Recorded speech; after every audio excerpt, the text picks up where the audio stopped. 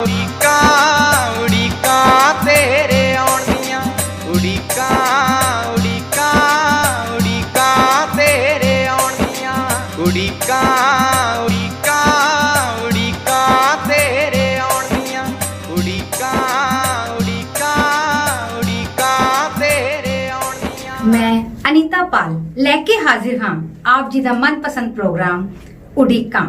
जिवें कि तुसी जानते ही हो ਅਸੀਂ ਹਮੇਸ਼ਾ ਹੀ ਨਵੇਂ ਚਿਹਰੇ ਦੇ ਨਾਲ ਰੂਬਰੂ ਹੁੰਨੇ ਹਾਂ ਤੇ ਅੱਜ ਆਜ਼ਾਦ ਰੰਗਮੰਚ ਕਲਾ ਭਵਨ ਫਗਵਾੜਾ ਦੇ ਸਟੂਡੀਓ ਵਿੱਚ ਪਹੁੰਚੇ ਹਨ ਫੇਮਸ ਸਿੰਗਰ ਪ੍ਰਿਆ ਹੰਸ। ਉਹਨਾਂ ਦੇ ਗੀਤ ਅਤੇ ਉਹਨਾਂ ਦੇ ਨਾਮ ਬੱਚੇ ਬੱਚੇ ਦੀ ਜ਼ੁਬਾਨ ਤੇ ਨੇ। ਉਹ ਇੱਕ ਇੰਟਰਨੈਸ਼ਨਲ ਲੋਕ ਗਾਇਕ ਕਲਾ ਮੰਚ ਸ਼ਹੀਦ ਭਗਤ ਸਿੰਘ ਨਗਰ ਦੇ ਚੇਅਰਮੈਨ ਨੇ।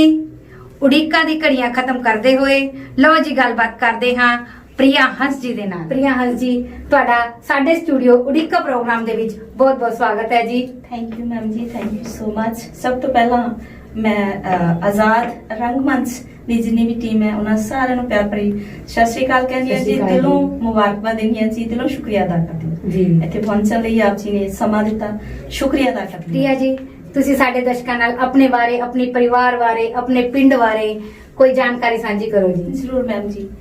ਮੈਮ ਜੀ, ਮੈਂ ਪਿੰਡ ਬਖਲੌਰ ਜ਼ਿਲ੍ਹਾ ਜਲੰਧਰ ਦੀ ਰਹਿਣ ਵਾਲੀ ਹਾਂ ਜੀ ਤੇ ਮੇਰੇ ਫਾਦਰ ਸਾਹਿਬ ਦਾ ਨਾਮ ਮਾਸਟਰ ਪ੍ਰੇਮਨਾਥ ਜੀ ਤੇ ਮਦਰ ਦਾ ਨਾਮ ਮਹਿੰਦਰ ਕੌਰ ਜੀ, ਜਿਨ੍ਹਾਂ ਦੀ ਕੁੱਖੋਂ ਮੈਂ ਜਨਮ ਲਿਆ ਜੀ। ਤੇ ਮੇਰੇ ਫਾਦਰ ਸਾਹਿਬ ਸੰਗੀਤ ਨੂੰ ਬਹੁਤ ਪਿਆਰ ਕਰਦੇ ਸੀ ਜੀ। ਤੁਹਾਡੇ ਸਕੂਲ ਤੇ ਸਟੱਡੀ ਬਾਰੇ ਕੋਈ ਜੋ ਤੁਸੀਂ ਦਰਸ਼ਕਾਂ ਨਾਲ ਜਾਣਕਾਰੀ ਸਾਂਝੀ ਕਰਨਾ ਚਾਹੋ? ਜ਼ਰੂਰ ਕਰੂੰਗੀ ਜੀ। ਸਭ ਤੋਂ ਪਹਿਲਾਂ ਮੈਂ ਆਪਣੇ ਫਾਦਰ ਸਾਹਿਬ ਦੀ ਸੰਗੀਤ ਦੀ ਗੱਲ ਸ਼ੁਰੂ ਕਰੂੰਗੀ ਜੀ। ਮੇਰੇ ਫਾਦਰ ਸਾਹਿਬ ਸੰਗੀਤ ਨੂੰ ਬੇਹੱਦ ਪਿਆਰ ਕਰਦੇ ਸੀ, ਕਲਾਸੀਕਲ ਸੰਗੀਤ ਜੀ। ਜਲੰਧਰ ਦੇ ਵਿੱਚ ਇੱਕ ਹਰਵੱਲਭ ਦਾ ਮੇਲਾ ਲੱਗਿਆ ਕਰਦਾ ਸੀ, ਹੁਣ ਵੀ ਲੱਗਦਾ ਹੈ। ਮੇਰੇ ਫਾਦਰ ਸਾਹਿਬ ਉਸ ਮੇਲੇ ਦੇ ਵਿੱਚ ਬਾਈਸਾਈਕਲ 8 ਦਿਨ ਉਹ ਮੇਲਾ ਵੇਖਣ ਜਾਂਦੇ ਹੁੰਦੇ ਸੀ ਜੀ। ਤੇ ਉਸ ਟਾਈਮ ਮੈਂ ਜਾਣੀ ਕਿ ਆਪਣੀ ਮੰਮਾ ਨੂੰ ਪੈਦਾ ਹੋਣ ਵਾਲੀ ਸੀ। ਮੰਮਾ ਮੇਰੇ ਪ੍ਰੈਗਨੈਂਟ ਸੀ ਤੇ ਮੇਰੇ ਫਾਦਰ ਸਾਹਿਬ ਰਾਤ ਦੇ 3 ਵਜੇ ਹਰਵੱਲਭ ਦਾ ਮੇਲਾ ਵੇਖ ਕੇ ਆਏ ਸੀ ਜੀ। ਜਦੋਂ ਵਾਪਸ ਆਏ 3 ਵਜੇ ਮੇਰਾ ਜਨਮ ਹੋਇਆ। ਉਹਨਾਂ ਨੇ ਉੱਥੇ ਪ੍ਰਵੀਨ ਸੁਲਤਾਨਾ ਜੀ ਨੂੰ ਸੁਣਿਆ, ਕਲਾਸੀਕਲ ਦੇ ਬਹੁਤ ਮਾਹਰ ਗੁਰੂ ਲੋਕ, ਦਿੱਗਜ ਲੋਕ ਜਿਨ੍ਹਾਂ ਨੂੰ ਸੁਣ ਕੇ ਆਏ ਸੀ। ਤੇ ਜਦੋਂ ਉਹਨਾਂ ਦੇ ਆਉਣ ਤੇ ਮੇਰੇ ਮੰਮਾ ਬਿਮਾਰ ਹੋਏ, ਮੈਂ ਪੈਦਾ ਹੋਈ ਤੇ ਮੇਰੇ ਫਾਦਰ ਸਾਹਿਬ ਨੇ ਮੇਰਾ ਨਾਮ ਰੱਖਿਆ ਪ੍ਰਵੀਨ ਜੀ। ਉਸ ਟਾਈਮ ਉਹਨਾਂ ਨੇ ਕਿਹਾ ਕਿ ਮੈਂ ਇਹਨੂੰ ਪ੍ਰਵੀਨ ਸੁਲਤਾਨਾ ਦੀ ਤਰ੍ਹਾਂ ਇਹਨੂੰ ਸੰਗੀਤ ਸਿਖਾਉਣਾ, ਇਹਨੂੰ ਮੈਂ ਇੱਕ ਆਰਟਿਸਟ ਬਣਾਉਣਾ ਜੀ। ਬਟ ਇਹ ਕਹਿ ਸਕਦੇ ਆ ਕਿ ਉਹ ਸਮਾਂ, ਉਹ ਮਾਹੌਲ, ਉਹ ਏਦਾਂ ਦਾ ਦੌਰ ਸੀਗਾ ਕਿ ਉਹ ਹੋ ਨਹੀਂ ਪਾਇਆ ਜੀ। ਤੇ ਉਹਨਾਂ ਨੇ ਪੀ ਤੇ ਹੀ ਮੇਰਾ ਨਾਮ ਫਿਰ ਪ੍ਰਿਆ ਹੰਸ ਪੀ ਤੇ ਨਾਮ ਰੱਖਿਆ। ਉਹ ਅੱਜ ਦੀ ਡੇਟ ਵਿੱਚ ਵੀ ਮੈਨੂੰ ਮਤਲਬ ਕਿ ਪ੍ਰਵੀਨ ਹੀ ਕਹਿੰਦੇ ਹੁੰਦੇ ਸੀ ਮੇਰੇ ਫਾਦਰ ਸਾਹਿਬ ਜੀ। ਪ੍ਰਿਆ ਜੀ, ਸਾਡੇ ਦਰਸ਼ਕਾਂ ਨੂੰ ਆਪਣੇ ਸਕੂਲ ਬਾਰੇ, ਤੁਹਾਡੀ ਸਟੱਡੀ ਲਾਈਫ ਹੈ ਉਹਦੇ ਬਾਰੇ ਜ਼ਰੂਰ ਕੁਝ ਦੱਸਣਾ ਜੀ। ਹਾਂਜੀ ਮੈਂ ਬਖਲੌਰ ਦੇ ਵਿੱਚ 10th ਤੱਕ ਜਿੱਦਾਂ ਪੜ੍ਹੀ ਹੈਗੀ ਆ।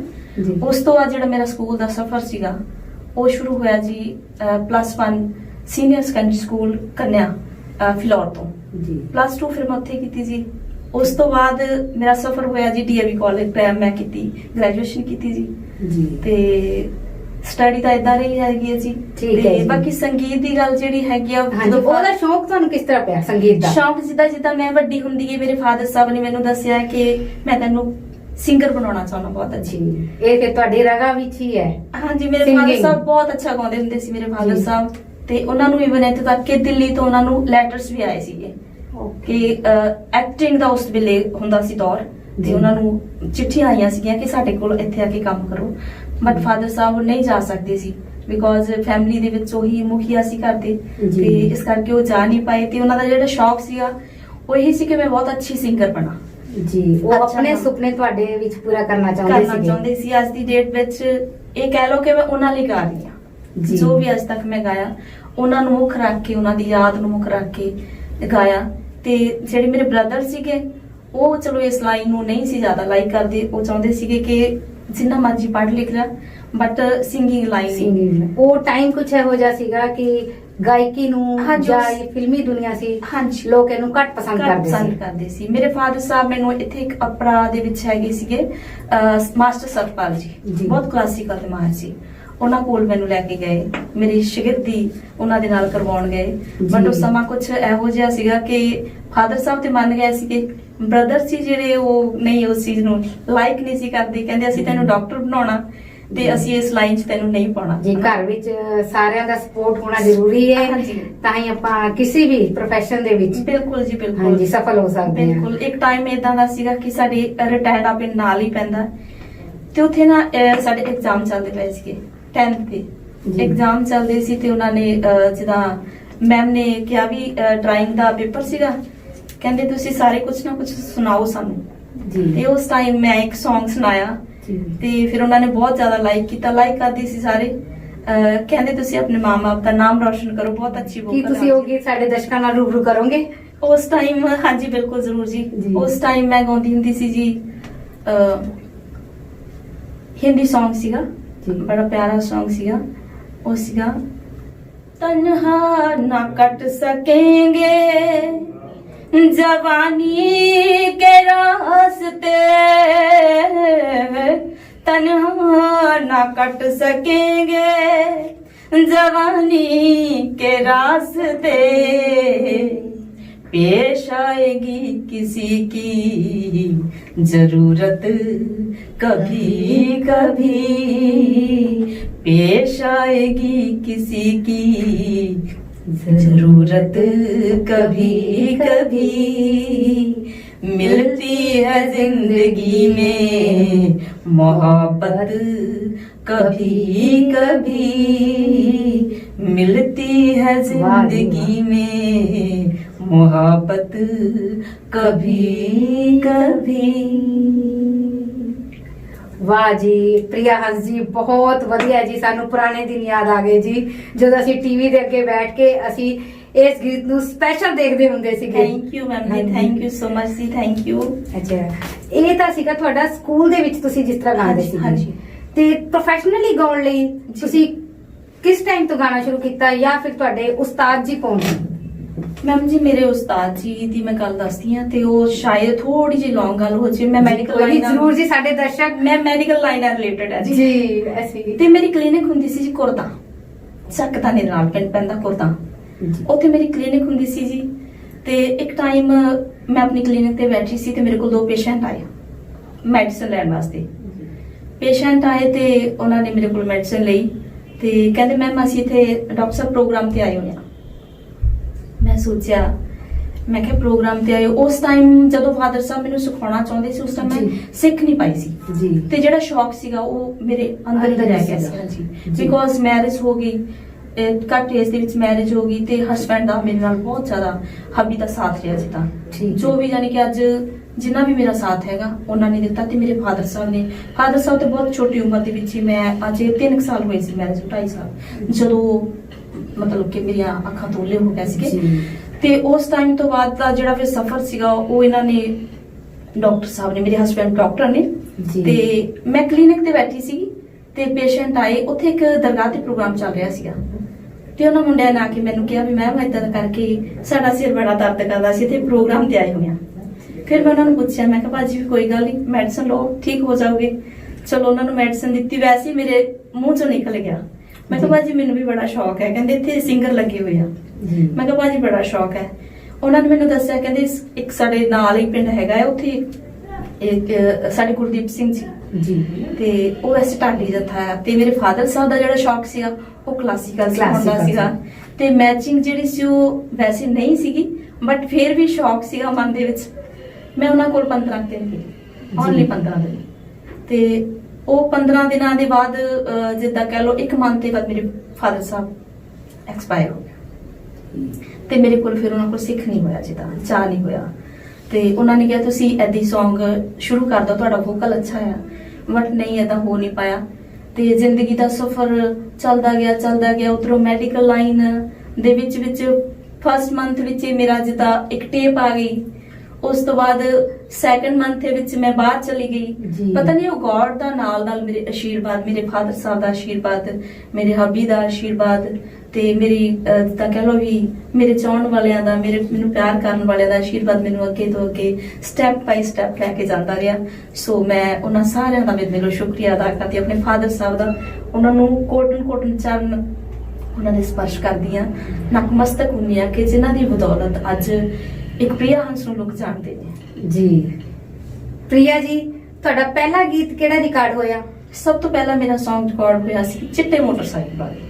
ਚਿੱਟੇ ਮੋਟਰਸਾਈਕਲ, ਹਾਂਜੀ, PCR ਦਾ ਉਸ ਵੇਲੇ ਨਵਾਂ ਹਜੇ ਆਇਆ ਸੀ ਜੀ ਦੌਰ ਜੀ, ਤੇ ਬਹੁਤ ਪਿਆਰਾ Song ਸੀ, ਵੈਸੇ ਡੁਇਟ ਸੀ। ਅੱਛਾ, ਹਾਂਜੀ, ਤੁਸੀਂ ਸਾਡੇ ਦਰਸ਼ਕਾਂ ਸਾਹਮਣੇ ਇਹ ਗੀਤ ਰੂਬਰੂ ਕਰੋਗੇ? ਜ਼ਰੂਰ, ਬਿਲਕੁਲ ਮੈਮ ਜੀ। Song 'ਚ ਉਹ ਥੋੜਾ ਨਾ ਜਿੱਦਾਂ ਕਹਿ ਲਓ ਇੱਕ ਆਪ ਜੀ ਸਮਝੀ ਦੋ ਲਾਈਨ ਸੁਣਾ ਦਿਓ ਤੇ ਡੁਇਟ Song ਹੈ ਜੀ, ਮੁੰਡੇ ਵਾਲੀਆਂ ਲਾਈਨਾਂ ਵੀ ਤੇ ਮੈਂ ਆਪ ਹੀ। ਓਕੇ ਜੀ, ਠੀਕ ਹੈ। ਹੱਸਣਾ ਵੀ ਆਪ ਜੀ ਨੇ। ਜੀ ਜੀ। Song ਸੀ ਜੀ ਲੇਡੀਜ਼ ਦੇ ਜਿਹੜੇ ਉਸ ਟਾਈਮ ਦਾ Song ਹੈਗਾ ਕਿ ਜਿਹੜਾ ਨਸ਼ਾ ਸੀਗਾ ਜੀ, ਨਸ਼ਾ ਲੋਕ ਆਮ ਨਸ਼ੇੜੀ ਬੰਦਾ ਨਸ਼ਾ ਰੱਖ ਕੇ ਘੁੰਮਦਾ ਤੇ ਬਾਹਰੋਂ PCR ਵਾਲੇ ਆ ਜਾਂਦੇ ਆ ਜੀ, ਤੇ ਉਹਦੀ ਵਾਈਫ ਉਹਨੂੰ ਕਹਿੰਦੀ ਆ, ਉਹਨੂੰ ਕਹਿ ਰਹੀ ਹੈ ਕਿ ਲੁਕੋ ਦੇ, ਕਿਉਂਕਿ ਆਪਾਂ ਕਹਿੰਦੇ ਨਾ ਪਤੰਦਰ, ਜੈਸ ਪਤੰਦਰ ਆਪਾਂ ਪਿਓ ਨੂੰ ਕਹਿੰਦੇ ਆ, ਤੇਰਾ ਪਤੰਦਰ ਆ ਗਿਆ, ਇਹਨੂੰ ਪਾਸੇ ਕਰਦੇ, ਹੁਣ ਤੈਨੂੰ ਨਹੀਂ ਫੜ ਕੇ ਲੈ ਜਾਣਾ। ਠੀਕ ਹੈ। ਇਹੋ ਜਿਹਾ Song ਹੈ ਜੀ। ਉਹ Song ਸੀਗਾ ਜੀ ਮੇਰੇ ਵੱਲੋਂ ਸੀਗਾ 2 ਸ਼ਬਦ ਪਹਿਲਾਂ ਜੀ। ਹੋ ਦਿਨ ਚੜਿਆ ਗੋਡੇ ਗੋਡੇ ਵਿਲਾ ਦੇ ਕਿਸੇ ਟਿਕਾਣੇ ਡੋਡੇ, ਹੋ ਦਿਨ ਚੜਿਆ ਗੋਡੇ ਗੋਡੇ ਵਿਲਾ ਦੇ ਕਿਸੇ ਟਿਕਾਣੇ ਡੋਡੇ, ਝੋਲਾ ਟੰਗੀ ਫਿਰਦਾ ਮੋਢੇ, ਝੋਲਾ ਟੰਗੀ ਫਿਰਦਾ ਮੋਢੇ ਲਾ ਕੇ ਧਰਦੇ ਅੰਦਰ ਵੇ, ਹੋ ਚਿੱਟੇ ਮੋਟਰ, ਉਹ ਅਮਲੀਆ ਚਿੱਟੇ ਮੋਟਰਸਾਈਕਲ ਵਾਲੇ ਫਿਰਨ ਪਤੰਦਰ ਵੇ, ਉਹ ਚਿੱਟੇ ਮੋਟਰਸਾਈਕਲ ਵਾਲੇ ਫਿਰਨ ਪਤੰਦਰ ਵੇ। ਫਿਰ ਮੁੰਡਾ ਉਹਨੂੰ ਪਤਾ ਕੀ ਕਹਿੰਦਾ ਜੀ, ਹੋ ਕਾ ਤੋਂ ਡਰਦੀ ਤੂੰ ਮਟਿਆਰੇ ਨੀ ਜਾ ਕੇ ਸੌ ਜਾ ਵਿੱਚ ਚਵਾਰੇ, ਕਾ ਤੋਂ ਡਰਦੀ ਤੂੰ ਮਟਿਆਰੇ ਨੀ ਜਾ ਕੇ ਸੌ ਜਾ ਵਿੱਚ ਚਵਾਰੇ, ਮਾਲਿਕ ਨੰਬਰ ਦਾ ਨਾਰੇ, ਮਾਲਿਕ ਨੰਬਰ ਦਾ ਨਾਰੇ ਨੀ ਕੋਠਾ ਭਰਿਆ ਹੋਇਆ ਏ, ਹੋ ਥਾਣੇਦਾਰ ਦੇ ਨੀ ਚੱਲੀਏ ਥਾਣੇਦਾਰ ਦੇ, ਨੀ ਮੈਂ ਕਿਹਾ ਥਾਣੇਦਾਰ ਦੇ ਨਾਲ ਪਿਆਰ ਮੇਰਾ ਬਣਿਆ ਹੋਇਆ ਏ, ਹੋ ਥਾਣੇਦਾਰ ਦੇ ਨਾਲ ਪਿਆਰ ਮੇਰਾ ਬਣਿਆ ਹੋਇਆ ਏ। ਫਿਰ ਉਹਨੂੰ ਕਹਿੰਦੀ ਹੋ ਤੇਰੇ ਸਾਂਭੂ ਕੌਣ ਨਿਆਣੇ ਵਿੱਚ ਜਾ ਕੇ ਬਹਿ ਜਾਏਗਾ ਤੂੰ ਥਾਣੇ, ਤੇਰੇ ਸਾਂਭੂ ਕੌਣ ਨਿਆਣੇ ਵਿੱਚ ਜਾ ਕੇ ਬਹਿ ਜਾਏਗਾ ਤੂੰ ਥਾਣੇ, ਤੇਰੀ ਆਜੂ ਅਕਲ ਟਿਕਾਣੇ, ਤੇਰੀ ਆਜੂ ਅਕਲ ਟਿਕਾਣੇ में ਬਣਿਆ ਫਿਰੇ ਸਿਕੰਦਰ ਵੇ, ਹੋ ਚਿੱਟੇ ਮੋਟਰ ਵਿੱਚ ਚੱਲਿਆ ਚਿੱਟੇ ਮੋਟਰ, ਅਮਲੀਆ ਚਿੱਟੇ ਮੋਟਰਸਾਈਕਲ ਵਾਲੇ ਫਿਰਨ ਪਤੰਦਰ ਵੇ, ਉਹ ਚਿੱਟੇ ਮੋਟਰਸਾਈਕਲ ਵਾਲੇ ਫਿਰਨ ਪਤੰਦਰ ਵੇ। ਬਹੁਤ ਵਧੀਆ ਜੀ, ਬਹੁਤ ਵਧੀਆ ਜੀ। ਵਾਈਫ ਆਪਣੇ ਹਸਬੰਡ ਨੂੰ ਸਿਖਾ ਰਹੀ ਹੈ ਕਿ ਨਸ਼ੇ ਨਹੀਂ ਕਰਨੇ, ਵੇ ਤੂੰ ਤਾਂ ਫਿਰ ਥਾਣੇ 'ਚ ਫਿਰੇਗਾ ਤੇ ਅਸੀਂ ਸਾਡੇ ਬੱਚਿਆਂ ਦਾ ਤਾਂ ਮੇਰਾ ਕੀ ਬਣੇਗਾ, ਕੀ ਬਾਤ ਕੀ ਜੀ ਉਹਦਾ ਕੀ ਬਣੇਗਾ। ਹਾਂਜੀ ਪ੍ਰਿयांश ਜੀ, ਤੁਸੀਂ ਹੁਣ ਤੱਕ ਕਿੰਨੇ ਕੁ ਗੀਤ ਰਿਕਾਰਡ ਕਰ ਚੁੱਕੇ ਹੋ? मैम जी सॉन्ग इस टाइम तक ते मेरे ख्याल गिनती शायद बहुत लंबी हो जानी चाहिए, सैकड़ियां तो ऊपर हो गए, हजारा ही हो गए होने। चलो आप जी दी दुआ नाल हो जाणगे। जरूर जी जरूर, बहुत हो गया जी। फिल्मां दे विच भी काम कीता जी। अच्छा जी, ਕਿਹੜੀਆਂ ਫਿਲਮਾਂ ਨੇ ਜਿਨ੍ਹਾਂ ਦਾ ਇਹ ਆਪਾਂ ਸਭ ਤੋਂ ਪਹਿਲਾਂ ਤਾਂ ਰੰਗਮੰਚ ਦੀ ਫਿਲਮ ਸੀ ਜੀ ਚਿੱਟੇ ਆਪਣੇ ਜੀ ਠੇਕਾ ਮਿੱਤਰਾਂ ਦਾ ਜੀ, ਉਹਦੇ ਵਿੱਚ ਵੀ ਆਪਣਾ ਆਪਣੇ ਆਜ਼ਾਦ ਰੰਗਮੰਚ ਦੀ ਫਿਲਮ ਸੀ ਜੀ, ਬਿਲਕੁਲ ਜੀ ਜੀ। ਤੇ ਇੱਕ ਨਿੱਕਾ ਜਿਹਾ ਪਿੰਡ ਉਹਦੇ ਵਿੱਚ ਵੀ ਕੰਮ ਕੀਤਾ ਜੀ। ਉਸ ਤੋਂ ਬਾਅਦ ਜਦੋਂ ਮੈਂ ਤੇਰੇ ਨਾਲ ਨੱਚਣਾ, ਸਲੂਟ ਵਜਦੇ, ਇਤਿਹਾਸ ਖੁਰਾਲੀ ਦਾ, ਮੇਲਾ ਮੇਆ ਜੀ ਦਾ, ਸੋਹਣਾ ਝੰਡਾ ਪਾਉਣਾ ਹਰੀ ਦਾ, ਜੈਕਾਰੇ ਗੂੰਜਦੇ, ਤੇ ਹੁਣ ਰੁਕਣੀਆਂ ਲਹਿਰਾਂ ਨੇ, ਇਤਿਹਾਸ ਖੁਰਾਲੀ ਦਾ, ਚਰਨ ਸ਼ੋ ਗੰਗਾ ਪ੍ਰਾਪਤ, ਇਹੋ ਜਿਹੀਆਂ ਬਹੁਤ ਸਾਰੀਆਂ ਮਤਲਬ ਧਮਕ 2005 ਟੀ ਸੀਰੀਜ਼ ਦੇ ਵਿੱਚੋਂ ਵੀ ਆਪਣੇ Song ਜਿਹੜੇ ਮਾਲਕ ਦੀ ਰਹਿਮਤ ਦੇ ਨਾਲ ਆਏ ਨੇ ਜੀ। ਤੇ ਫਿਲਮਾਂ ਵਿੱਚ ਵੀ ਕੰਮ ਚੱਲ ਰਿਹਾ, ਆਪ ਜੀ ਦੀਆਂ ਦੁਆਵਾਂ ਨਾਲ ਟੂਰ ਵੀ ਲੱਗ ਰਹੇ ਨੇ ਕਿਤੇ ਕਿਤੇ, ਤੇ ਬਾਕੀ ਜਿਵੇਂ ਜਿਵੇਂ ਰੰਗਮੰਚ ਦਾ ਆਸ਼ੀਰਵਾਦ ਸਾਨੂੰ ਮਿਲ ਰਿਹਾ ਜੀ, ਅੱਗੇ ਤੋਂ ਅੱਗੇ ਦਾਤਾ ਜੀ ਹੋਰ ਰਹਿਮਤ ਕਰਨਗੇ ਜੀ। ਜੀ ਪ੍ਰਿਆ ਜੀ, ਜਿਸ ਤਰ੍ਹਾਂ ਤੁਸੀਂ ਦੱਸਿਆ ਵੀ ਤੁਸੀਂ ਵਿਦੇਸ਼ਾਂ 'ਚ ਜੀ ਟੂਰ ਵੀ ਲਗਾਉਂਦੇ ਹੋ, ਹਾਂਜੀ, ਤੇ ਵਿਦੇਸ਼ਾਂ ਵਿੱਚ ਜਾਂ ਫਿਰ ਕੋਈ ਇੱਥੇ ਇੰਡੀਆ ਦੇ ਵਿੱਚ ਜੀ ਕੋਈ ਗਾਇਕੀ ਦੇ ਸਫ਼ਰ ਦੇ ਵਿੱਚ ਤੁਹਾਡਾ ਕੋਈ ਯਾਦਗਾਰੀ ਪਲ ਜੋ ਤੁਸੀਂ ਦਰਸ਼ਕਾਂ ਨਾਲ ਸਾਂਝਾ ਕਰਨਾ ਚਾਹੋ? ਬਹੁਤ ਯਾਦਗਾਰੀ ਪਲ ਨੇ ਜੀ, ਬੜੇ ਜ਼ਰੂਰ ਜੀ। ਸਾਡੇ ਦਰਸ਼ਕ ਬੈਠੇ ਨੇ ਤੁਹਾਡੀ ਗੱਲਾਂ ਸੁਣਨ ਨੂੰ ਬੜੇ ਬੇਤਾਬੀ ਨਾਲ। ਥੈਂਕ ਯੂ ਮੈਮ ਜੀ, ਥੈਂਕ ਯੂ। ਯਾਦਗਾਰੀ ਪਲ ਬਹੁਤ ਰਹੇ ਜੀ, ਕਿਉਂਕਿ ਜਦੋਂ ਉਹ ਸਮਾਂ ਵੀ ਐਸਾ ਲਾਈਫ ਦੇ ਵਿੱਚ ਇੱਕ ਸਮਾਂ ਆਇਆ ਸੀਗਾ ਜਿੱਦਾਂ ਹਸਬੈਂਡ ਸਾਹਿਬ ਸੀਗੇ, ਜਿਨ੍ਹਾਂ ਦੀ ਇੱਕ ਜ਼ਿੰਦਗੀ ਦੇ ਇੱਕ ਬਹੁਤ ਵੱਡਾ ਇਹਨਾਂ ਦੇ ਨਾਲ ਇੱਕ ਹਾਦਸਾ ਹੋਇਆ ਸੀ, ਲਾਈਫ ਦੇ ਵਿੱਚ ਪ੍ਰੋਬਲਮ ਹੋਈ ਸੀ ਜ਼ਿੰਦਗੀ ਦੇ ਵਿੱਚ, ਇੱਕ ਐਕਸੀਡੈਂਟ ਹੋ ਗਿਆ ਸੀ। ਉਸ ਐਕਸੀਡੈਂਟ ਦੇ ਦੌਰਾਨ ਇਹਨਾਂ ਦੀ ਮੈਮਰੀ ਲਾਸ ਹੋ ਗਈ ਸੀ, ਤੇ ਇਹ ਕਹਿ ਲਓ ਕਿ ਮੈਂ ਇੱਕ ਜਸਟ ਮਰਦ ਹੋ ਕੇ ਮਰਦ ਦੀ ਤਰ੍ਹਾਂ ਆਪਣੀ ਲਾਈਫ ਦਾ ਜਿਹੜਾ ਸਫ਼ਰ ਕੱਟਿਆ। ਤੇ ਸਿੰਗਿੰਗ ਲਾਈਨ ਦੇ ਵਿੱਚ ਜਿਹੜਾ ਹੁਣ ਮੈਂ ਆਪ ਜੀ ਨੂੰ ਉਹ ਇੱਕ ਜਿਹੜਾ ਯਾਦਗਾਰੀ ਪਲ ਲੱਗੀ ਦੱਸਣ ਜੀ ਯਾਦ ਆਇਆ। ਉਸ ਟਾਈਮ ਤਾਂ ਤੁਹਾਡੇ ਲਈ ਬਹੁਤ ਮੁਸ਼ਕਿਲ ਦਾ ਦੌਰ ਚੱਲ ਰਿਹਾ ਸੀ, ਬਹੁਤ ਵੱਡਾ ਮੁਸ਼ਕਿਲ ਦਾ ਦੌਰ। ਹੁਣ ਤੱਕ ਵੀ ਇਹ ਕਹਿ ਲਓ ਬਹੁਤ ਸਟਰਗਲ ਮੇਰੀ ਲਾਈਫ ਚੱਲ ਰਹੀ ਹੈ। ਤੇ ਇੱਕ ਮੇਲਾ ਪੜਿਆ ਸੀ ਜੀ ਜ਼ਿੰਦਗੀ ਦੇ ਵਿੱਚ, ਪੇਪਰ ਦੇ ਵਿੱਚ, ਨਿਊਜ਼ ਪੇਪਰ ਦੇ ਵਿੱਚ ਮੇਲਾ ਸੀ ਜੀ ਰਾਜਿਆਂ ਨੂੰ।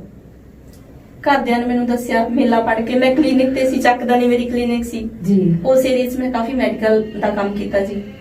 ਇਹਨਾਂ ਨੇ ਮੈਨੂੰ ਪੇਪਰ 'ਚ ਪੜ ਕੇ ਦੱਸਿਆ, ਕਹਿੰਦੇ ਮੇਲਾ, ਉਦੋਂ ਪਤਾ ਨਹੀਂ ਸੀ ਹੁੰਦਾ ਮੇਲੇ ਬਾਰੇ ਜ਼ਿਆਦਾ। ਮੈਂ ਮੇਲੇ ਵਿੱਚ ਚਲੀ ਗਈ ਜੀ, ਨਾ ਕੁਝ ਪਤਾ ਹੁੰਦਾ ਸੀ। ਬੱਸ ਦਾ ਸਫ਼ਰ ਕੀਤਾ, ਇਹਨਾਂ ਨੇ ਮੈਨੂੰ ਭੇਜਤਾ। ਲੁਧਿਆਣੇ ਗਈ ਤੇ ਉੱਥੇ ਮੈਨੂੰ ਬੱਸ ਨਾ ਮਿਲੇ ਵੀ ਕਿਹੜੀ ਸਾਈਡ ਨੂੰ ਜਾਣਾ, ਕਿੱਦਾਂ ਜਾਣਾ। ਚਲੋ ਗੌਰ ਦਾ ਐਸਾ ਮੇਰੇ ਤੇ ਕਰਮ ਨਵਾਜੀ ਹੋਈ ਤੇ ਚਲੋ ਜੀ ਮੈਂ ਉੱਥੇ ਪਹੁੰਚ ਗਈ। ਤੇ ਜਦੋਂ ਮੈਂ ਉਹ ਰਸਤਾ ਨਾ ਮੁੱਕਣ ਚਾਵੇ ਜੀ, ਸਾਨੇਵਾਲ ਪਹੁੰਚ ਗਈ, ਸਾਨੇਵਾਲ ਤੋਂ ਖੰਨੇ ਪਹੁੰਚ ਗਈ ਬੱਸ ਦੇ ਵਿੱਚ। ਤੇ ਚਲੋ ਜੀ ਉੱਥੋਂ ਇੱਕ ਟੈਂਪੂ, ਉਸ ਵੇਲੇ ਜਿਹੜੇ 3 ਵਾਲੇ ਉਹ ਪਟੂਆ ਵਾਲੇ ਟੈਂਪੂ ਚੱਲਦੇ ਸੀ, ਉਹਦੇ ਵਿੱਚ ਮੈਂ ਗਈ। ਉਸ ਮੇਲੇ ਦੇ ਵਿੱਚ, ਮੇਲਾ ਸੀ ਬਹੁਤ ਵੱਡਾ। ਤੇ ਮੈਨੂੰ ਚਲੋ ਜਿੱਦਾਂ ਕਹਿ ਲਓ, ਮੈਨੂੰ ਪਾਕਿਸਤਾਨੀ ਟੱਚ ਬਹੁਤ ਪਿਆਰਾ ਲੱਗਦਾ। ਮੇਰੇ ਫਾਦਰ ਸਾਹਿਬ ਦਾ ਸ਼ੌਕ ਹੀ ਇਦਾਂ ਦਾ ਹੁੰਦਾ ਸੀ ਕਿ ਪਾਕਿਸਤਾਨੀ ਮੈਂ ਗਾਵਾਂ। ਤੇ ਜਦੋਂ ਉੱਥੇ ਇੱਕ ਮੈਨੂੰ ਬੱਸ ਦੇ ਵਿੱਚ ਇੱਕ ਪਰਸਨ ਮਿਲਿਆ, ਮੈਂ ਉਹਨਾਂ ਨੂੰ ਕਿਹਾ ਵੀ ਸਰ ਜੀ ਵੀ ਮੈਂ ਏਦਾਂ ਦਾ ਕਰ ਕੁਝ ਮੇਲੇ 'ਚ ਜਾਣਾ, ਵੀ ਮੈਨੂੰ ਦੱਸ ਸਕਦੇ ਹੋ? ਉਹਨਾਂ ਨੇ ਦੱਸਿਆ ਕਿ ਮੈਂ ਵੀ ਉੱਥੇ ਹੀ ਜਾ ਰਿਹਾ।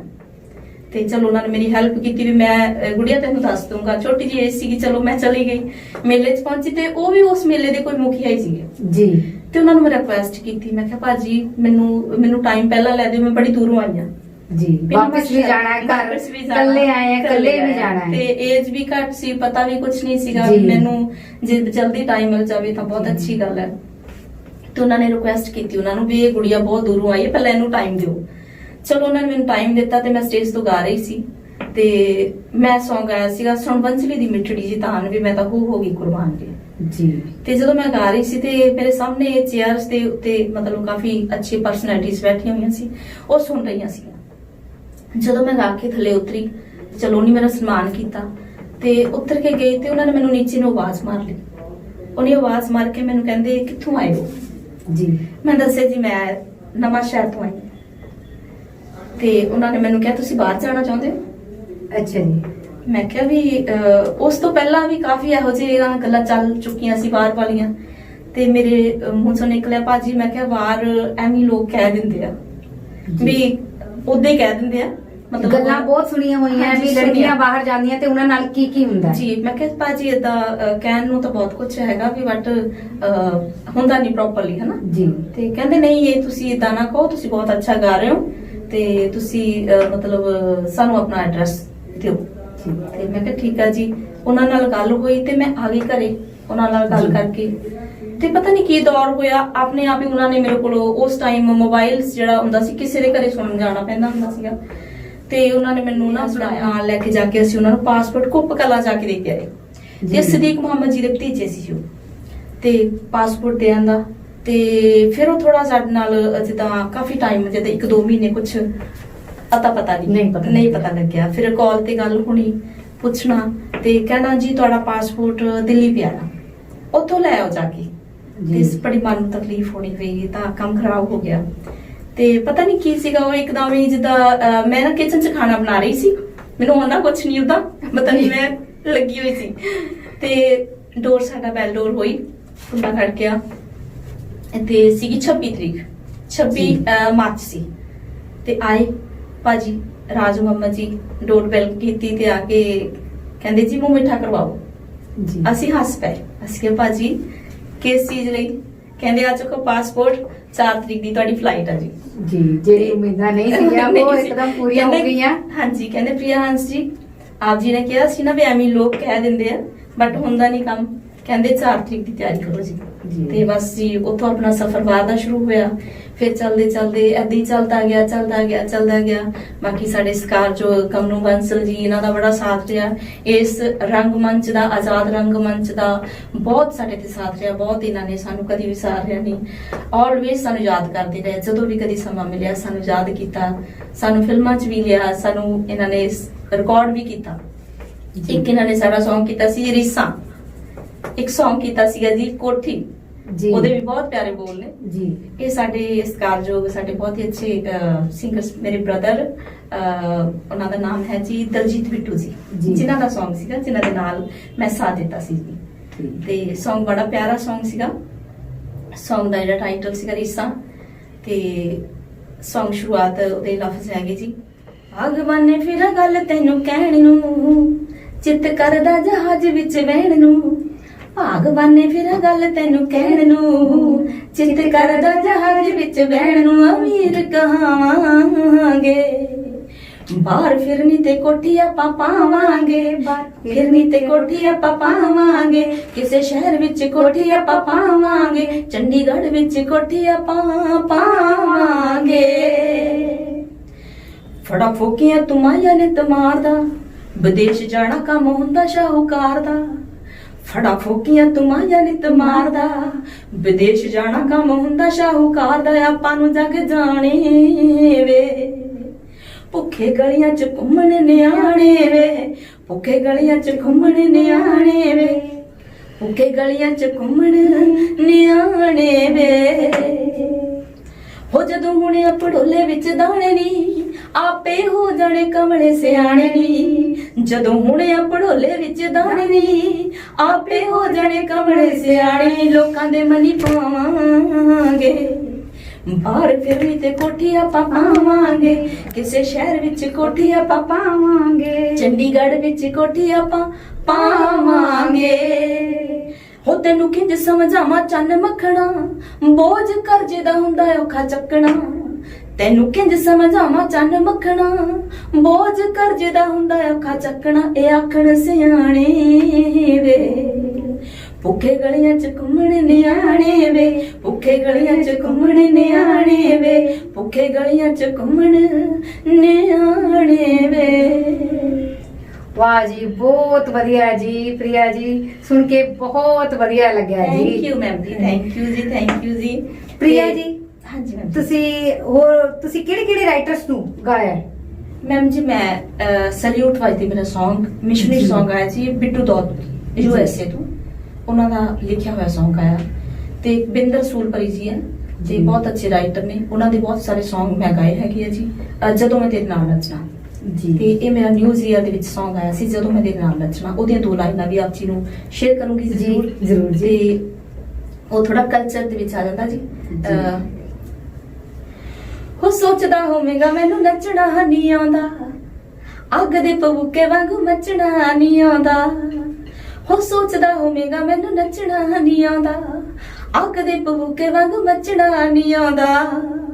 ਅੱਜ ਵੇਖ ਮੇਰੇ ਲੱਕ ਦਾ ਹੁਲਾਰਾ, ਅੱਜ ਵੇਖ ਮੇਰੇ ਲੱਕ ਦਾ ਹੁਲਾਰਾ, ਜਦੋਂ ਮੈਂ ਤੇਰੇ ਨਾਲ ਨੱਚਣਾ। ਅੱਖਾਂ ਅੱਡ ਅੱਡ ਵੇਖੂ ਪਿੰਡ ਸਾਰਾ, ਜਦੋਂ ਮੈਂ ਤੇਰੇ ਨਾਲ ਨੱਚਣਾ। ਅੱਖਾਂ ਅੱਡ ਅੱਡ ਵੇਖੂ ਪਿੰਡ ਸਾਰਾ, ਜਦੋਂ ਮੈਂ ਤੇਰੇ ਨਾਲ ਨੱਚਣਾ। ਵਾਹ ਜੀ ਵਾਹ, ਬਹੁਤ ਖੂਬ ਜੀ।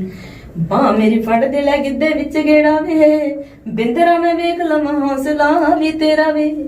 ਬਾਹ ਮੇਰੀ ਫੜ ਦੇ ਲੈ ਗਿੱਧੇ ਵਿੱਚ ਗੇੜਾ ਵੇ, ਬਿੰਦਰਾ ਮੈਂ ਵੇਖ ਲਵਾਂ ਹੌਸਲਾ ਵੀ ਤੇਰਾ ਵੇ। ਹੋ ਮੈਨੂੰ ਤੇਰਾ ਇੱਕ ਚਾਹੀਦਾ ਇਸ਼ਾਰਾ, ਮੈਨੂੰ ਤੇਰਾ ਇੱਕ ਚਾਹੀਦਾ ਇਸ਼ਾਰਾ, ਜਦੋਂ ਮੈਂ ਤੇਰੇ ਨਾਲ ਨੱਚਣਾ। ਅੱਖਾਂ ਅੱਡ ਅੱਡ ਵੇਖੋ ਪਿੰਡ ਸਾਰਾ, ਜਦੋਂ ਮੈਂ ਤੇਰੇ ਨਾਲ ਨੱਚਣਾ। ਅੱਖਾਂ ਅੱਡ ਅੱਡ ਵੇਖੋ ਪਿੰਡ ਸਾਰਾ, ਜਦੋਂ ਮੈਂ ਤੇਰੇ ਨਾਲ ਨੱਚਣਾ। ਤੇ ਇੱਕ ਸਾਡੇ ਜੀ ਕੁਲਦੀਪ ਤਲਵੰਡੀ ਫੱਤੂ, ਉਹਨਾਂ ਦੇ ਬਹੁਤ ਸਾਰੇ Song, ਚਲੋ ਹੁਣ Song ਤਾਂ ਮੈਂ ਜਿੱਦਾਂ ਕਹ ਲੋ ਵੀ ਨਹੀਂ ਹੁਣ ਮੈਂ ਕਰ ਸਕਦੀ, ਕਿਉਂਕਿ ਸਲੂਟ ਵਾਜ ਦੇ ਦੀ ਵੀ ਹਜੇ 2 ਲਾਈਨਾਂ ਉਹ ਵੀ ਆਪ ਜੀ ਦੇ ਰੂਬਰੂ ਕਰਨੀਆਂ ਜੀ। ਤੇ ਉਸ ਤੋਂ ਬਾਅਦ ਹੁਣ ਰੁਕਣੀਆਂ ਲਹਿਰਾਂ ਨੇ, ਮਿਸ਼ਨਰੀ Song ਸਾਡੇ ਬਾਵਾ ਸਾਹਿਬ ਜੀ ਦੇ ਜੀ। ਸਾਡੇ ਦਰਸ਼ਕ ਜਰੂਰ ਸੁਣਨਾ ਚਾਹਣਗੇ ਮਿਸ਼ਨਰੀ Song ਨੂੰ। ਬਿਲਕੁਲ ਮੈਮ ਜੀ। Song ਸੀਗਾ ਜੀ, ਜਿਵੇਂ ਹੁਣ ਅਸੀਂ ਦੱਬੇ ਕੁਚਲੇ ਲੋਕ, ਇਸ ਵੇਲੇ ਸਾਡੇ ਤੇ ਮਹਾਰਾਜ ਦੀ ਅਪਾਰ ਕਿਰਪਾ ਹੈ, ਬਾਬਾ ਸਾਹਿਬ ਜੀ ਦੇ ਅਪਾਰ ਕਿਰਪਾ ਹੈ। ਅੱਜ ਅਸੀਂ ਕੁਝ ਵੀ ਕਰ ਸਕਦੇ ਹਾਂ। ਹੱਕ ਅਧਿਕਾਰ ਸਾਨੂੰ ਸਾਡੇ ਡਾਕਟਰ ਭੀਮ ਰਾਓ ਬਾਬਾ ਸਾਹਿਬ ਜੀ ਨੇ ਲੈ ਕੇ ਦਿੱਤੇ ਆ। ਤੇ ਜਿਵੇਂ ਜੀ ਅੱਜ ਅਸੀਂ ਗੱਲਬਾਤ ਕਰ ਰਹੇ ਹਾਂ ਤੇ ਇਹ ਵੀ ਸਾਨੂੰ ਉਹਨਾਂ ਦੀ ਬਤੌਰ, ਉਹਨਾਂ ਦੀ, ਹਾਂਜੀ, ਉਹਨਾਂ ਦੀ ਬਾਬਾ ਸਾਹਿਬ ਦੀ ਦੇਣ ਹੈ। ਤੇ ਅਸੀਂ ਇੱਥੇ ਬੈਠ ਕੇ ਦਰਸ਼ਕਾਂ ਦੇ ਰੂਬਰੂ ਹੋ ਰਹੇ ਹਾਂ, ਵਿਦੇਸ਼ਾਂ ਤੱਕ ਘੁੰਮਦੇ ਰਹੇ ਹਾਂ ਤੇ ਉਹਨਾਂ ਦੀਆਂ ਕੁਰਬਾਨੀਆਂ ਜੀ, ਹਾਂਜੀ, ਉਹਨਾਂ ਦੀ ਕੁਰਬਾਨੀਆਂ ਦੀ ਸਦਕਾ ਹੀ ਆਪਾਂ ਅੱਜ ਆਪਾਂ ਆਪ ਜੀ ਦੇ ਰੰਗ ਮੰਚ ਦੇ ਵਿੱਚ ਸ਼ਾਮਲ ਹੋਏ ਹਾਂ ਜੀ। ਸੋ ਉਹਨਾਂ ਦਾ ਇੱਕ Song ਸੀ ਬਿੱਟੂ ਦੌਲਤਪੁਰੀ ਜੀ ਦਾ ਲਿਖਿਆ ਹੋਇਆ। ਹੋ ਕਾਰਾਂ ਤੇ ਜਹਾਜ਼ਾਂ ਵਿੱਚ ਘੁੰਮਦੇ ਆ ਹੁਣ, ਗੁਰੂ ਰਵਿਦਾਸ ਜੀ ਨੇ ਲਈ ਸਾਡੀ ਸੁਣ। ਹੋ ਕਾਰਾਂ ਤੇ ਜਹਾਜ਼ਾਂ ਵਿੱਚ ਘੁੰਮਦੇ ਆ ਹੁਣ ਗੁਰੂ ਰਵਿਦਾਸ ਜੀ ਨੇ ਲਈ ਸਾਡੀ ਸੁਣ ਹੋ ਰਜਾ ਵਿੱਚ ਰਹੀ ਅਸੀਂ ਸੁਬਹ ਸ਼ਾਮ ਹਰ ਹਰ ਨਾਮ ਜਪਦੇ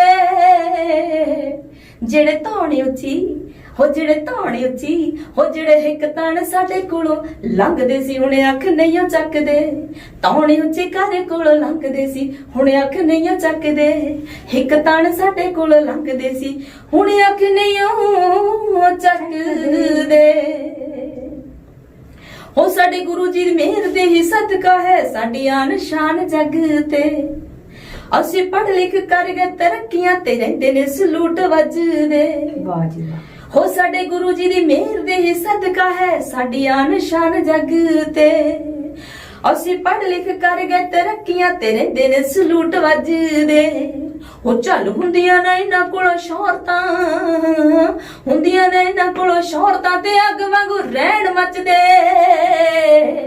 ਜਿਹੜੇ ਧੌਣੇ ਉੱਚੀ ਹੋ ਜਿਹੜੇ ਇੱਕ ਤਾਣ ਸਾਡੇ ਕੋਲੋਂ ਲੰਘਦੇ ਸੀ ਹੁਣ ਅੱਖ ਨਹੀਂ ਚੱਕਦੇ ਜਿਹੜੇ ਅੱਖ ਕੋਲ ਸਾਡੇ ਕੋਲੋਂ ਲੰਘਦੇ ਸੀ ਹੁਣ ਅੱਖ ਨਹੀਂ ਚੱਕਦੇ ਜਿਹੜੇ ਧੌਣ ਚੱਕ ਸਾਡੇ ਕੋਲੋਂ ਲੰਘਦੇ ਸੀ ਹੁਣ ਅੱਖ ਨਹੀਂ ਚੱਕਦੇ ਵਾਹ ਜੀ ਪ੍ਰਿਆ ਜੀ ਬਹੁਤ ਵਧੀਆ ਜੀ ਸੱਚਾਈ ਬਿਆਨ ਕੀਤੀ ਹੈ ਆਪਣੇ ਸਮਾਜ ਦੀ ਥੈਂਕ ਯੂ ਮੈਮ ਜੀ ਥੈਂਕ ਯੂ ਤੇ ਇੱਕ Song ਜਿਹੜਾ ਜੀ ਹੈਗਾ ਉਹ ਵੀ ਮਿਸ਼ਨਰੀ ਜੀ ਉਹ Song ਜਿਵੇਂ ਕਿ ਆਪਾਂ ਕਹਿ ਸਕਦੇ ਹਾਂ ਵੀ ਅੱਜ ਦੇ ਦੌਰ ਦੇ ਵਿੱਚ ਲੋਕ ਸਾਨੂੰ ਦਬਾਉਣ ਦੀ ਹੀ ਕੋਸ਼ਿਸ਼ ਅੱਜ ਤੱਕ ਕੀਤੀ ਜਾ ਰਹੀ ਸੀ ਜੀ ਕੀਤੀ ਜਾ ਰਹੀ ਸੀ ਕਰ ਵੀ ਰਹੇ ਨੇ ਤੇ ਪਰ ਆਪਣਾ ਸਮਾਜ ਹੁਣ ਜਾਗ ਗਿਆ ਹੈ ਹੁਣ ਸਾਡਾ ਸਮਾਜ ਜਾਗ ਗਿਆ ਔਰ ਇਹਨੂੰ ਹੋਰ ਜਾਗਣ ਦੀ ਲੋੜ ਹੈ ਬਹੁਤ ਜ਼ਿਆਦਾ ਜਾਗਣ ਦੀ ਲੋੜ ਹੈ ਤੇ ਉਹ Song ਸੀਗਾ ਜੀ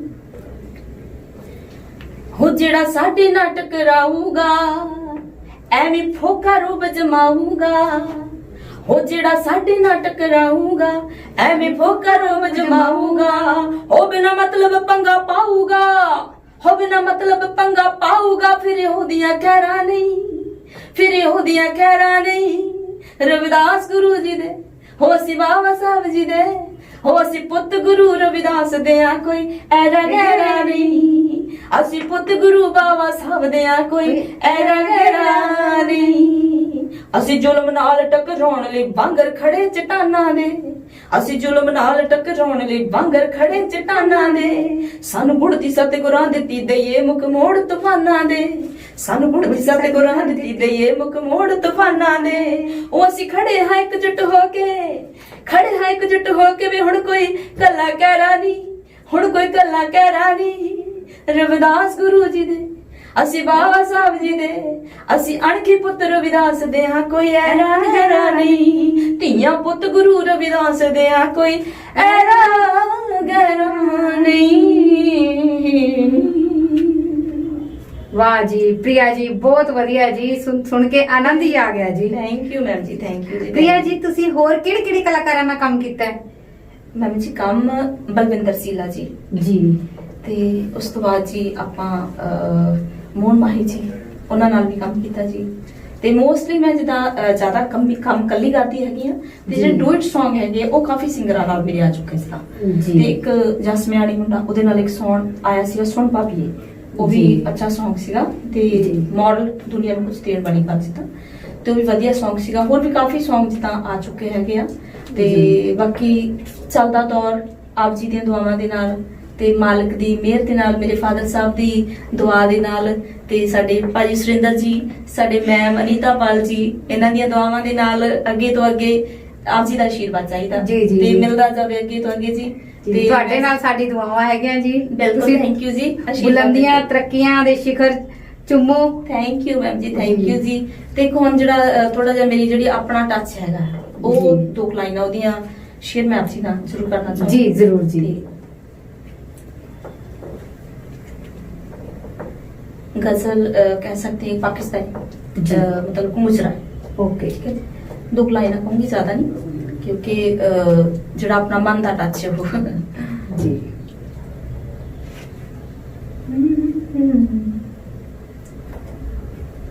तू ते मेरी अखियां दे नींद चुराई तू ते मेरी अखियां दे नींद चुराई वे बेईमाना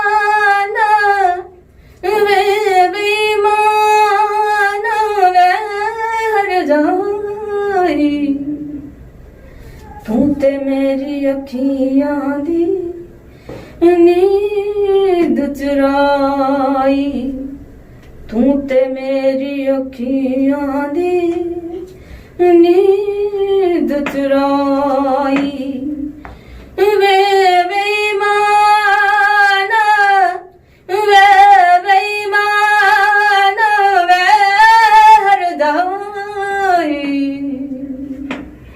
तू ते मेरी अखियां दी नींद चुराई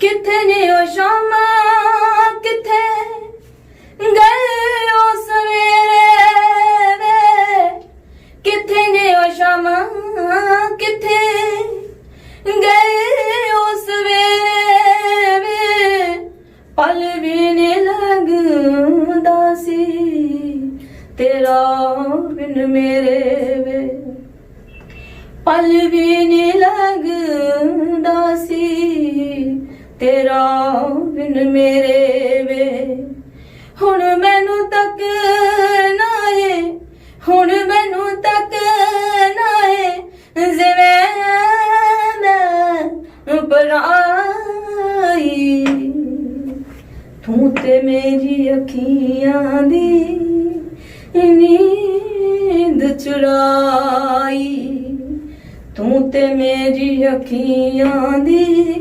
नींद चुराई। वाह जी, बहुत वधिया जी प्रिया जी, बहुत वधिया। Thank you ma'am ji, thank you so much ji, thank you. Priya ji, ਤੁਸੀਂ ਸਾਡੇ ਦਰਸ਼ਕਾਂ ਨੂੰ ਕੋਈ ਸੁਨੇਹਾ ਦੇਣਾ ਚਾਹੋਗੇ? बिल्कुल जी, मैं एक सुनेहा ये देना चाहूंगी कि अच्छा गाओ, अच्छा लिखो, ਸੱਭਿਆਚਾਰ ਨੂੰ ਕੁਝ ਅੱਛੀਆਂ ਚੀਜ਼ਾਂ ਦਿਓ ਜਿਨ੍ਹਾਂ ਦੀ ਜ਼ਰੂਰਤ ਹੈ। ਬੱਚਿਆਂ ਨੂੰ ਵੱਧ ਤੋਂ ਵੱਧ ਸਟੱਡੀ, ਵੱਧ ਤੋਂ ਵੱਧ ਬੇਲ ਬੂਟੇ ਲਗਾਓ, ਵੱਧ ਤੋਂ ਵੱਧ ਦਰਖਤ ਲਗਾਓ, ਵੱਧ ਤੋਂ ਵੱਧ ਪਾਣੀ ਨੂੰ ਘੱਟ ਤੋਂ ਘੱਟ ਯੂਜ਼ ਕਰੋ ਤੇ ਬੱਚਿਆਂ ਦੀ ਸਟੱਡੀ ਵੱਲ ਧਿਆਨ ਦਿਓ, ਫੋਕਸ ਦਿਓ। ਜਿੰਨਾ ਵੀ ਜ਼ਿਆਦਾ ਤੋਂ ਜ਼ਿਆਦਾ ਜਿਹੜੀ ਸਾਡੀ ਬਾਬਾ ਸਾਹਿਬ ਦੀ ਸੋਚ ਉਸ ਨੂੰ ਅੱਗੇ ਲੈ ਕੇ ਜਾਈਏ, ਆਪਣੇ ਬੱਚਿਆਂ ਨੂੰ ਜ਼ਿਆਦਾ ਤੋਂ ਜ਼ਿਆਦਾ ਪੜ੍ਹਾਈਏ, ਅੱਛੇ ਉਹਨਾਂ ਨੂੰ ਨਕਸ਼ੇ ਕਦਮ ਤੇ ਚੱਲਣ ਦਾ ਜਿਹੜਾ ਆਪਾਂ ਨਜ਼ਰੀਆ ਦੇਈਏ। ਆਪਣੇ ਮਾਂ-ਬਾਪ ਦੇ ਕਦਮਾਂ ਦੇ ਉਹਨਾਂ ਦੇ ਪੂਰਨਿਆਂ ਤੇ ਚੱਲਣ ਦੀ ਕੋਸ਼ਿਸ਼ ਕਰਨ ਬੱਚੇ। ਇਹੀ ਮੇਰੀ ਇੱਕ ਸੁਨੇਹਾ ਹੈ ਜੀ। ਚੰਗਾ ਲਿਖੋ, ਚੰਗਾ ਗਾਓ, ਦੁਨੀਆ ਨੂੰ ਸੇਧ ਦਿਓ, ਦੁਨੀਆ ਨੂੰ ਕੀ ਚਾਹੀਦਾ ਆ, ਠੀਕ ਹੈ ਜੀ। ਤੇ ਮੇਰਾ ਇਹ ਦਿਲੋਂ ਮੈਸੇਜ ਹੈਗਾ ਆ। ਤੇ ਮਾਂ-ਬਾਪ ਦੀ ਸੇਵਾ ਕਰੋ, ਮਾਂ-ਬਾਪ ਨੂੰ ਵਿਸਾਰੋ ਨਾ, ਉਹਨਾਂ ਦੇ ਨਾਲ ਹਮੇਸ਼ਾ ਉਹਨਾਂ ਦਾ ਸਾਥ ਦਿਓ ਤੇ ਉਹਨਾਂ ਨੂੰ ਕਦੀ ਵੀ ਕਿਸੇ ਏਦਾਂ ਦੀ ਜਗ੍ਹਾ ਤੇ ਨਾ ਛੱਡ ਕੇ ਆਓ ਕਿ ਜਿੱਥੇ ਜਾ ਕੇ ਮਾਂ-ਬਾਪ ਨੂੰ ਉਹਨਾਂ ਦੀ ਅੱਖਾਂ ਵਿੱਚ ਅਥਰੂ ਆਉਣ। ਕਿਉਂਕਿ ਮਾਂ-ਬਾਪ ਦੀ ਸੇਵਾ ਸਭ ਤੋਂ ਵੱਡਾ ਉੱਤਮ ਫਲ ਜਿਹੜਾ ਮਾਂ-ਬਾਪ ਦੀ ਸੇਵਾ। ਸੋ ਬੱਚਿਆਂ ਨੂੰ ਪੜ੍ਹਾ ਲਿਖਾਓ। ਇਹ ਮੇਰਾ ਅੰਦਰੂਨੀ ਜਿਹੜਾ ਹੈਗਾ ਇਹ ਮੈਸੇਜ ਹੈ ਸਭ ਨੂੰ। ਤੇ ਇੱਕ ਮੈਸੇਜ ਜਿਹੜਾ ਮੇਰਾ ਦਿਲੋਂ ਹੈਗਾ ਹੈ ਕਿ ਭਰੂਣ ਹੱਤਿਆ ਜੀ, ਉਸ ਤੋਂ ਗੁਰੇਜ਼ ਕਰੋ। ਕਿਉਂਕਿ ਇੱਕ ਮਾਂ ਹੈ, ਇੱਕ ਬੱਚੀ ਹੈ, ਇੱਕ ਬੇਟੀ ਹੈ ਜਿਹੜੀ ਸਾਨੂੰ ਬਹੁਤ ਸਾਰੇ ਰਿਸ਼ਤੇ ਦੇ ਕੇ ਜਾਂਦੀ ਹੈ ਜੀ। ਜੇ ਬੱਚੀ ਹੈ, ਬੇਟੀ ਹੈ ਤਾਂ ਹੀ ਅੱਗੇ ਸਮਾਜ ਵਧੇਗਾ। ਹਾਂਜੀ। ਜੇ ਬੇਟੀ ਨਹੀਂ ਹੋਏਗੀ ਤੇ ਸਮਾਜ ਕਿੱਦਾਂ ਵਧੇਗਾ? ਜੀ। ਕਿੱਥੋਂ ਵੋਟੀਆਂ ਲਿਆਵਾਂਗੇ? ਜੀ, ਇੱਕ ਹਰ ਕੋਈ ਚਾਹੁੰਦਾ ਹੈ ਸਮਾਜ ਵਿੱਚ ਸਾਨੂੰ ਵੋਟੀਆਂ ਸੋਹਣੀਆਂ ਮਿਲ ਜਾਣ ਜੀ, ਪਰ ਧੀਆਂ ਹੋਣਗੀਆਂ ਤਾਂ ਹੀ ਵੋਟੀਆਂ ਮਿਲਣਗੀਆਂ। ਕਿ ਬੇਟੀਆਂ ਨੂੰ ਸਾੜਿਆ ਜਾਂਦਾ। ਵੈਸੇ ਜੀ। ਮੈਨੂੰ ਉਸ ਤੇ ਵੀ ਦੋ ਲਫ਼ਜ਼ ਯਾਦ ਆਏ ਆ, ਜੇ ਇਜਾਜ਼ਤ ਹੋਵੇ ਤੇ ਜੀ, ਜ਼ਰੂਰ ਮੈਂ ਜੀ। ਦੋ ਲਾਈਨਾਂ ਉਹਨਾਂ ਦੋਨਾਂ ਦੀਆਂ ਜ਼ਰੂਰ ਮੇਰੇ ਦਿਲ 'ਚ ਹੈਗੀ ਆ, ਕਿਉਂਕਿ ਰਹਿ ਨਾ ਜਾਵੇ ਜੀ, ਜ਼ਰੂਰ ਕਿਉਂਕਿ ਜੀ। ਆਪ ਜੀ ਦਾ ਬਹੁਤ ਵੱਡਾ ਆਸ਼ੀਰਵਾਦ ਹੈ ਮੇਰੇ ਉੱਤੇ। ਜੀ ਜਿਵੇਂ ਕਿ ਇੱਕ ਲੜਕੀ ਨੂੰ ਸਾੜਿਆ ਜਾਂਦਾ, ਸਭ ਤੋਂ ਪਹਿਲਾਂ ਮੈਂ ਦੋ ਲਾਈਨਾਂ ਉਹਦੀ ਆਪ ਜੀ ਤੇ ਰੂਬਰੂ ਕਰੂੰਗੀ। ਜੀ। ਉਹ ਹੈਗਾ ਜੀ, ਸਹੁਰਿਆਂ ਦੀ ਜੂ ਚੋਂ ਲਾਸ਼ ਲੈ ਜੀ ਮੇਰੇ ਬਾਬ ਲਾਵੇ, ਸਹੁਰਿਆਂ ਦੀ ਜੂ ਚੋਂ ਲਾਸ਼ ਲੈ ਜੀ ਮੇਰੇ ਬਾਬ ਲਾਵੇ, ਹਰ ਇੱਕ ਧੀ ਦੇ ਪਿਓ ਨੂੰ ਕਹਿ ਦੀ ਮੇਰੇ ਬਾਬ ਲਾਵੇ, ਸਹੁਰਿਆਂ ਦੀ ਜੂ ਚੋਂ ਲਾਸ਼ ਲੈ ਜੀ ਮੇਰੇ ਬਾਬ ਲਾਵੇ, ਹਰ ਇੱਕ ਧੀ ਦੇ ਪਿਓ ਨੂੰ ਕਹਿ ਦੀ ਮੇਰੇ ਬਾਬ ਲਾਵੇ, ਦਾਜ ਦੀਆਂ ਲੋਬੀਆਂ ਨੂੰ ਦਿਓ ਨਾ ਕੁੱਤੀ ਲੋਕੋ, ਮੇਰੇ ਤੇ ਕੁਫਰੇ ਨਾ ਤੋਲੇ ਬਾਬਲਾ, ਸਾੜ ਦੀ ਚਿਖਾ ਦੇ ਵਿੱਚ ਨਿੱਕੀ ਹੁੰਦੀ ਖੇਡੇ ਜਿਹੜੇ, ਤੇਰੇ ਘਰ ਗੁੱਡੀਆਂ ਪਟੋਲੇ ਬਾਬਲਾ, ਸਾੜ ਦੀ ਚਿਖਾ ਦੇ ਵਿੱਚ ਨਿੱਕੀ ਹੁੰਦੀ ਖੇਡੇ ਜਿਹੜੇ, ਤੇਰੇ ਘਰ ਗੁੱਡੀਆਂ ਪਟੋਲੇ ਬਾਬਲਾ।